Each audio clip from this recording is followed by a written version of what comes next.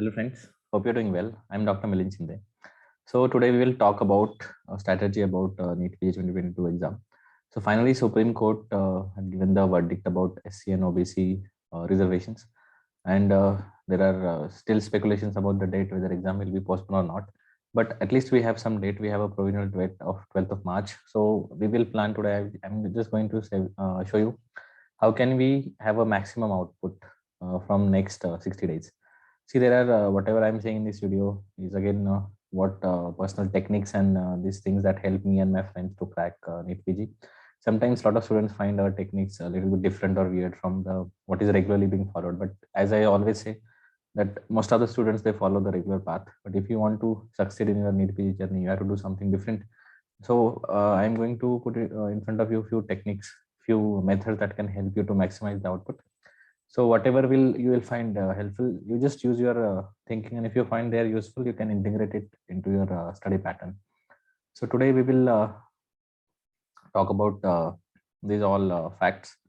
So last 2 months are going to be very important. I mean, for in revision purpose. I hope most of you are in the revision situation, like you have started revising, and some of you will start revising in next 10-15 days. It's okay, depending on how many days you have, we will plan the strategy. So what I want to say that last 60 days, so those who have already completed their first read and planning to do some revisions in last 60 days, so you can plan 2 revisions of comprising 35 days for first revision and 25 days for the second revision. So again, having said that, it depends on how many time. If you have already started your first revision, you can accommodate time as per that. I'm just giving the skeleton, so you can adjust your days as per that. And for the second revision, you will need 10 days less. So second 25 days you can give. Again, guys, do not, a lot of people are saying do 3, 4, 5, 6 revisions. Again, I'm saying it's a short span. What you can do is you can save 3 days from both of these time and use these 3 days in the final, like just before exam, to just mug up few topics. So you can do that. So you can just like finish your first revision in around 30 to 33 days and last revision in 20 to 23 days, and you can save these 3 to 5 days for last 5 days mug up. There is no point doing 3, 4 revisions because you will only read superficially and you will not remember anything. A lot of people say you just read the important topics, but what are important topics? There are only 200 questions. They can ask you from anything. So I had always advised in my last video also, in first read, in first revision, you have to see everything once. You have to go through everything once. You may go a little bit rapid than what you did previously, but do not skip anything in first revision. In the second revision, yes, you can go through important topics, but in first revision, you have to see everything that you have read, because out of 200 questions can come from any part of your notes. So just be careful when you are following this approach. Then for effective management and for effective outcome, you can divide your day for 3 subjects. So a lot of students, what they do, they study one subject continuously for 3-4 days, and then they'll take another. Second group of students, they will take a few topics from the subject and then they will do the integrate learning, but that create a lot of confusion and waste a lot of time. What I will advise, divide your day in 3 subjects. So I have given you the division, but I will say I have now made 2 divisions of the subject for final revision plan. So one are high yield subject and one are low yield subject. Low yield means we do not expect, I mean, the amount of time requires for them and the number of questions are asked from medicine, like subject like medicine. The amount of time it takes to read medicine, you can finish other 2-3 subjects in even less time than that, and you can have more outcome from that. So you can divide your day as per, I will explain in further slide that how can you divide your day. Then about MCQs, see, a lot of students say that's all lot of MCQs, but I strongly disagree with that. Solving lot and lot MCQs is not going to give you perfect, I mean, not going to improve your rank. See, if your base is not strong, if your theory is not strong, solving more MCQs has no point. You will just remember the answer. So if they change the language of the question, or if they change the pattern of MCQs they're asking, you'll still go for the same answer because you just know the answer for the MCQ, not the concept. So solving MCQ is not going to help you in a long run. So do not solve more than 2 hours of MCQs. Solve MCQs as for a practice, and mostly I recommend PYQs, so you know the trend that is being followed.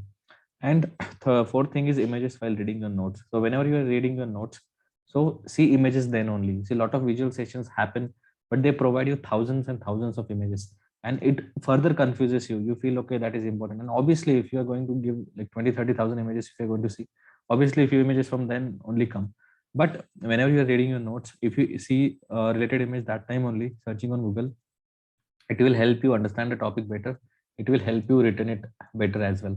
So guys, I want to put in front of you this one slide about high yield subjects. So as you know that I divide subjects into three categories: rank building subject, rank maintaining subject, and rank deciding subject. So whenever you decide your day, suppose I'm making schedule for today, so what I will advise, take one subject from your this category. Like rank building subject, may say I had given anatomy, biochemistry, pharma, patho, micro, and ENT. So I had done NEET PG 2021 analysis. So I had shown that how number of questions being asked from each subject. So what we had also noticed that these subject usually not for only NEET PG 2021, but previously for last 5 years, these are the subject from which maximum number of questions you will get. So whenever you make a schedule, suppose you are making a schedule for a week. So suppose you are today adding anatomy. So you can add, for example, anatomy together with surgery, and you can take one subject from here like ortho. So you can give anatomy around 4 hours, you can get surgery around 4 hours, and ortho you can give around 3 hours. So 11 hours you will just read theory in a day. Apart from that, as I said in my last slide, that 2 hours you can dedicate to MCQs. And definitely you are, this is just 13 hours, you are definitely reading more than that. So you are giving more hours to reading, so you can increase the reading time.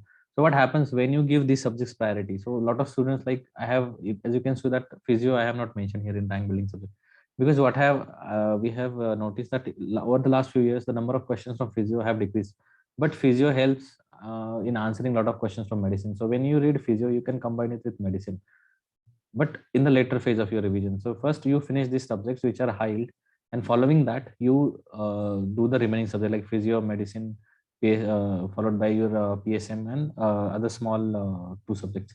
So you can go with this order, and from this subject you are going to get your maximum questions. So when you follow your order, you have to take into consideration these important subjects. For rank building subject, as I always say, these are the most important subjects. Your maximum questions are going to come from these subjects. So you should have, don't treat anatomy as a minor subject. In your revision, try to cover each and everything part that you have covered for this subject. For rank building subject, I have released important topics. You can start with that. I have explained in further slides that what should be done for the individual, like rank building subjects. So rank building subject are your first and second top subject. So for anatomy, your images are again very important. So you can see anatomy does not change with time. So if you're solving your PYQs, whatever questions you're getting like 3-4 years back, there were no image-based questions like 4-5 years back. So you can see the same anatomy questions along with the Netter Atlas image. If you're thinking your biochemistry is weak and trying to find something that will help you in quick revision, then USMLE first aid is something that will definitely help you. But if you're already following your notes and you're happy with your notes, you don't have to go for, do not change your sports. But if you are frustrated with biochemistry, you can definitely go for USMLE first aid. Now, as I said, that rank building subjects, they don't change with time. So for rank building subject, I can specifically say that you can solve more PYQs up to 8 years, even up to 8 years. Like anatomy does not change with time, biochemistry does not change with time. So if you do 8 years questions, so even if you something you have missed in theory, you will just remember the answer from your PYQs. So for rank building subjects specifically, PYQs are very important, and you can go for, like doing your revision time. You can the time that you have given for MCQs, you can do PYQs. And these subjects should be your focus. As I said, that these are the most important subject, and this should be your focus if you really want a good rank. Now for rank maintaining subjects, so our big four are our rank maintaining subject, like your medicine, your surgery, then your PSM and obs-gynae. What I have noticed that when I wrote my PG entrance in 2018, since then few things have not changed. Like breast and thyroid are always the important topics. Like when I read my surgery during my PG prep, I used to start with thyroid and breast, and that is the same scene even now. Like when we see the recall questions, GI surgery, always the important topic. Then trauma, burns, and urology, again important topic. So you read your surgery in this order. I have released already these videos about important topics. So when you read, suppose you think the time was not adequate. Now what will happen here? You realize, okay, my surgery time is getting over. So these areas you will read fast superficially. So even if you omit this area, and even if you are not able to revise it properly, it's okay, because you are not missing on two important points. So this is what you should follow when you are revising these subjects. See what happens. Something you'll get from the CNS tumor, that a very difficult question from medulloblastoma will be asked. And you will not see what happens with students, that there are, let's say surgery, say you get 24 questions. So maybe like, let's say 14 15 questions you just get from here, and you do a lot of silly mistakes, 7 8, but what you come home with is the memory of medulloblastoma, and you'll see, array, they asked about CNS tumors in surgery and I could not answer. But you forget that they ask lot of questions from here which you did the mistake about. So don't do mistakes in the common topics that are asked. Same for the gynecology, it has not changed a lot. There are always a similar questions again and again. They are asked, like the cancers and the anatomy, the menstruation related disorder, the malignant conditions, very important, the revised classification of ovarian and cervical cancers. Always, they are always and always asked about contraceptions, what should be used, about infections. Again, infections of the are again a very important topics. So you have to, these STDs, PIDs, then HIV are very important topics. This is something that you should follow. You should follow this order so you don't miss on to important topics. Now for the rank deciding subjects, so mostly students, a lot of students just omit the short subject or don't read them seriously. But these are rank deciding subjects. As I said, that they will give you the highest rank. So you have to read your class notes well. And again, PYQs is something which is important for rank deciding. Also, they don't change much with time. So last 5 years PYQs for NEET, AIMS should be on your fingertips. Even if you are able to have spare some time, you can solve your JIPMER also. I mean, for any institute apart from PGI, because PGI has multiple option questions which can be confusing. So you can do your NEET last 5 years NEET, AIMS, PGI, AIMS and JIPMER questions should be on your fingertip. You should not do mistake in this rank deciding subject, because short subjects are also something. See, ENT, for dermatology, for orthopedics, the name of fractures are not, they are not going to change. See, 1 2 questions will be new, but most of the students will not be knowing it. So don't do the mistakes in the questions that are already asked. Then images about orthopedics, again dermatology, histological images from derma, radiology, again there is an overlap. There were around 14 questions in radiology that could have been answered with the radiology knowledge in NEET PG 2021. Also 8 questions from dermatology. So this is something that you must know. Then a lot of students asking about, sir, what should be our approach to MCQs in last 2 months? Guys, again, as I said, that solving more and more MCQs is not going to be of a lot of benefit unless and until you read explanation and try to learn from your mistakes. So as I said in my earlier in this video also, solving more MCQs won't help you much if your theory is weak. So don't think that solving MCQs is going to help you a lot if your theory is weak. So first you have to make sure your notes are fine. You know what students are doing? They're giving a lot of GTs, solving a lot of MCQs and getting frustrated and sad because they're not able to answer and doing the silly mistakes. The reason why you are doing your silly mistakes is not because you are solving less MCQs, but the reason is your theory is very weak. So how do you make your theory strong? By reading it again and again. You have to read that well. You have to focus. You have to concentrate. Otherwise, it is not. You are not going to do it well, because in GTs you get around 200 questions. Who decides which 200 questions? They're just randomly selected. So if your theory is strong, if your base is strong, you will definitely do it better. Second thing is, a lot of students say, sir, I want to see the progress. I want to see how I am progressing on GT. But see, what point I'm trying to make here is, we are not building a piggy bank. We are not building a piggy bank that you add 1 rupees every day and on 11th of March you will have a lot of money in your bank. Or it's not like you are constructing a building and on 12th of March they will see, okay, let's see who has constructed the tallest building and we will give him the PG seat. Here you are constructing only the base. You are, because what you do on an exam date is the most important fact. Whatever the whole building that you have to construct is, you have to construct it on your exam day, not from now. So to construct the strongest building of your rank on your exam day, you have to make your base stronger. Whatever way the question might be asked, you should be able to answer it, and for that you should have your theory strong. So solving more and more GTs and more MCQs will lead to this, that you will see that your building is I mean, you're constructing a building, a good building. But you know, lot of students, there are so many students who got a very good rank in GT, but they were not able to reciprocate the same in the final exam. Reason being the very weak base. So don't look at the building that you are constructing, look at the base, that you can build a strong base so you can construct the strong building on your exam day. Again, for the subject wide test, definitely and safely can be omitted as of now, that it can be just a wastage of time. So there are a few golden points I want to tell for last 2 months. So you should, in last 2 months, first thing, just to summarize the video, your notes, whatever class you have followed, plus make 3 charts every day and revise them in every next week. Like you make 3 charts today to 3 charts tomorrow, so you'll have 10-12 charts in a, or around 15-20 charts. I mean, not necessarily 3, like you can make 2 also, as per your convenience. Whatever volatile you're thinking, there are a lot of volatile points, make charts for everything and stick to your wall. So you see them every day. So in a week, you will have 15-20 charts. So someday you will not find anything volatile. So you don't have to make chart for that day. So 15-20 charts you'll have, revise it next week and also simultaneously make the charts for the next week.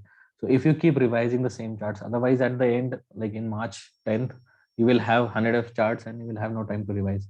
So whatever charts you make, revise them in the next week. Also read with intent to understand. See, a lot of students say that, sir, how do I read? They and the third point is stop making notes. So they write down everything again. So now put your pen down. You have to trust your brain that whatever you are reading, you will remember. See what happens. You just close your eyes randomly in the library and you try to remember something. This way, you are not going to remember everything. This is what also happened with us in exam when you have a question in front of you. So your brain will start functioning. Your brain will start understanding. Okay, how I need to process this exam, and things will come back to you. Some things are registered in your subconscious mind that will also start coming to you, but you have to read with intent to understand. That then only happen. If you are reading with the fear that, okay, no, I cannot read, I'm not remembering, then there is no point. Do not waste time on those things. Again, as I say, what is ideal not necessarily be practical. See, a lot of students say that how many MCQs should I solve. A lot of classes, a lot of mentors, they tell solve 300-400 MCQs each day. Some say that, okay, you do the visualizations also, you solve all the question bank also, all the q banks, you read all your notes also, read everything, do everything, and then give a lot of GTs also. So this is what is ideal. Obviously this is what ideal, but is it practical? 99% of the students that are listening to this video, I can guarantee you that we are not able to finish this in the stipulated time. We won't be able to finish this. We need more than a year to finish all of this. So what is ideal cannot be a practical at the same time. So we have to modify it as per our convenience to get a most out of it. So as I said that, uh, for that you can make 2 to 3 charts every day about a volatile topic and revise it next week. So finally you will have a lot of charts. But as you have revised it every week and every day, you are going to see these charts, so you'll remember them. Then see images while reading notes, as I discussed earlier. Then what is important is increase hours of reading. Initially I used to advocate like 12 to 13 hours.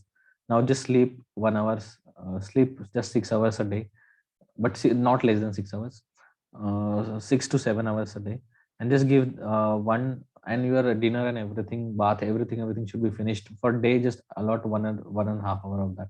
Apart from these 7.5 hours, all hours of your days should be used for reading and nothing else. Don't now stop partying, stop going anywhere else. Just read. See, we are in a phase, what happens, like when I was preparing also, I used to see a lot of motivational lectures, a lot of people talking. Now I'm trying to give you GAN, and like a lot of mentors, they come out when they top the exam, they try to motivate. But I also remember when I was preparing for my PG, even I was not sure that I will get into it.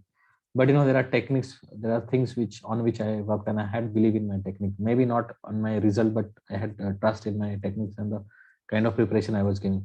So only person who can motivate is only you. हम, अगर हिंदी में वो कहते हैं ना कि हम उस स्टेज में आ गए ना कि ना ही कोई झंड समझ में आता है प्रवचन और ना ही मोटिवेशन, ये वाली सिचुएशन है अभी कि कोई, no matter how many lectures you hear, no how many people say, that balloon has so many punctures of this self-doubt, demotivation, depression, that no matter how much air these motivational videos will push, it will never, the balloon will never get bigger. So you are not, I know it's very impossible to get motivated, but only thing that I also went through the same thing, that I was feeling demotivated or depressive on everything that was happening around. Like there are uncertainty about the dates and the Supreme Court verdict and everything. But one thing I did not stop was reading. I just kept reading. I decided that I'm not going to move from my library chair. So that is what I want to tell you, that only person who can motivate is only you. And just imagine yourself getting that dream seat, and that will motivate you. Don't overdo it and work more on your technique. So you having a better technique will definitely make you. So just giving you the last example to summarize my today's video. So guys, this is these two people. So this is Virat Kohli, the captain of Indian cricket team. So he follows the ideal rule. He exercises a lot. He does everything he wants, and you can see he's having abs also. He's the ideal candidate. So definitely he succeeded in his life. but not all of us can follow the ideal path accepted. So we cannot do like what is there. We are like some average students, like we are. It's not possible for us to do everything. Like they read textbooks and do everything, so they have an ideal life and they get the ideal results as well. This is Rohit Sharma. So as you can see, he has been frequently taunted for his tummies and not being fit and everything. But you know what he did? Top score of Virat Kohli in one day match is 183. On the contrary, Rohit Sharma's top score in one day, that is 300 balls match, is 264. He has won 5 IPL trophies for his franchise. Whether Rohit Sharma unfortunately has not won any. Even Swiggy made a meme on Rohit Sharma about his vada pav eating habits. So what I'm trying to say here is you don't have to be necessarily ideal to meet the ideal definitions of this today's world. Definitely you can do best and even better than those who are following the ideal approaches in life. So that is what I'm trying to tell you. Just work on your techniques, work on your methods, and not follow what is what is there to be what everybody's saying. Just think, sit down, think, see what you can cover in next 2 months, see how you can get your best result in next 2 months. So that is all I wanted to tell. So if you have any doubts, let me know in the comment sections. I wish you all the best. Take care.